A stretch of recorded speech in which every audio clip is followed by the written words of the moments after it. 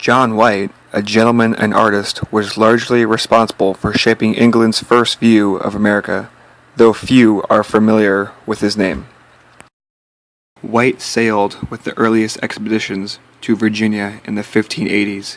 He produced a series of watercolors that documented the complex and sophisticated culture of North Carolina Algonquin Indians and the local flora and fauna. These are the only surviving original visual records of this early period of America's history. All of White's watercolors are in the British Museum's collection. In the employ of Sir Walter Ralegh, White made 5 voyages to what are now North Carolina's Outer Banks, in effort first to establish and then to rescue the Roanoke colony.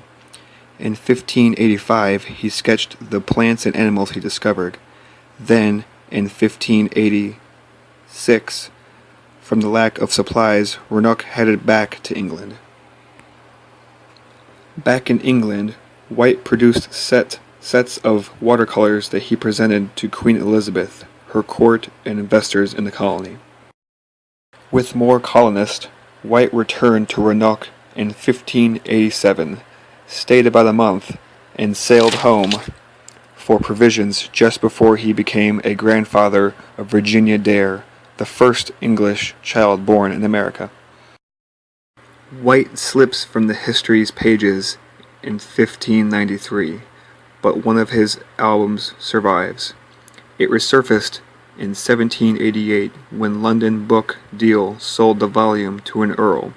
A descendant auctioned it in 1865 to an American, who sold it to the British Museum in 1866, where for 4 years it went largely unmarked.